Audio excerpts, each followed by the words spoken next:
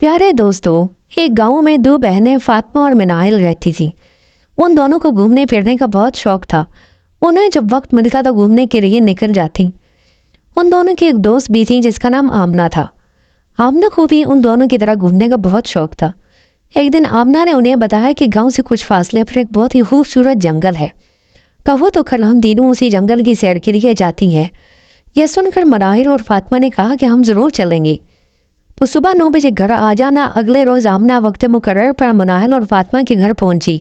वो तीनों जंगल की सैर के लिए निकल पड़ी।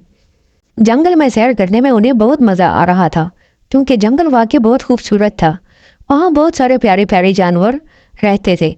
वो जंगल की सैर करते रहे और जानवरों के साथ खेलती रही। इन तीनों ने अपना आधा दिन खेलने और सैर करने में लगाया। खेलते खेलते मिनाइल का पाँव किसी चीज से टकरा गया। उसने देखा तो वो एक डब्बा था। मिनाइल ने फातिमा और आमना को भी बुलाया और डब्बा खोला। उस डब्बे के अंदर एक नक्शा और एक छोटी सी पर्ची थी जिस पर लिखा हुआ था, नक्शे के मुताबिक चलते रहो। वो तीनों नक्शे के मुताबिक चलना शुरू हो गई। चलते चलते फातिमा का पाँव एक और डब्बे से टकराया। इस डब्बे में से भी एक पर्ची निकली जिस पर लिखा था, तुम जल्द ही कैसे घर में पहुंचोगी जहाँ एक लड़की कैद है। इन तीनों ने पर्ची पढ़ी और कहा, हम उस लड़की को जरूर बचाएंगे। कुछ देर बाद चलते चलते मिनाइल को एक और डब्बा नजर आया जो पिछले 2 डब्बों जैसा ही था। मिनाइल ने फातिमा और आमना को रोका और डब्बे को खोलकर इसमें से पर्ची निकाली और पढ़ी। उस पर लिखा था कि लड़की जादूगरनी की कैद में है, उसे बचाना है तो जादूगरनी की छड़ी छीननी होगी। जब पढ़कर तीनों सोच में पड़ गई कि हम ये कैसे करेंगी, मगर फिर तीनों ये सोच कर चलती रही कि उस लड़की को बचाना है। अब वो इस घर के सामने पहुंच चुकी थी। उन्होंने देखा कि घर का दरवाज़ा खुला है। वो तीनों आहिस्ता आहिस्ता घर के अंदर चली गई और उस लड़की को ढूंढने के लिए अलग अलग हो गई। उन्होंने सारे कमरे देखे लेकिन वो लड़की उन्हें ना मिली। अब तीनों सीढ़ियां चढ़कर ऊपर चली गईं। ऊपर 2 कमरे थे। उन्होंने एक कमरे को देखा तो वहां कोई भी नहीं था। दूसरे कमरे का दरवाज़ा खोलना चाहा लेकिन वो दरवाज़ा बंद था। उसे खोलने के लिए एक चाबी की जरूरत थी। वो तीनों समझ गई कि लड़की इसी कमरे में है। अचानक उन तीनों पर जादूगरनी ने हमला कर दिया। वो तीनों जादूगरनी को देखकर हैरान थी।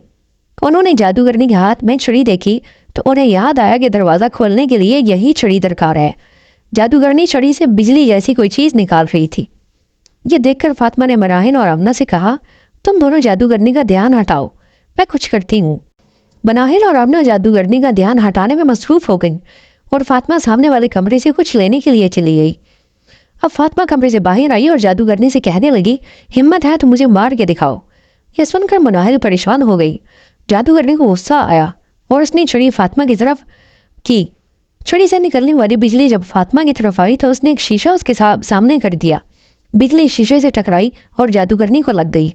जादूगरनी चीखें मारने लगी और उसकी सारी ताकत खत्म हो गई और वो मर गई। तीनों लड़कियां ये देखकर बहुत खुश हुई। उन्होंने देखा कि छड़ी छोटी होते हुए एक चाबी बन गई है। उन्होंने चाबी पकड़ी और दरवाज़ा खोला तो अंदर एक लड़की बेहोश पड़ी थी। आमना ने उसके ऊपर पानी छिड़का और वो होश में आ गई।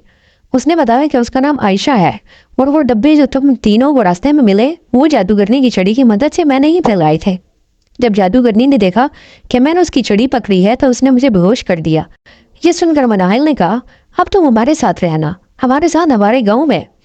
आयशा यह सुनकर बहुत खुश हुई और तीनों का शुक्रिया अदा किया और चारों लड़कियों ने गाँव को रुख किया और सही सलामत गाँव पहुँच गई। दोस्तों, ये थी हमारी आज की कहानी। उम्मीद करते हैं आपको हमारी कहानी पसंद आई होगी। तो मिलते हैं एक और नई कहानी के साथ। अल्लाह हाफिज।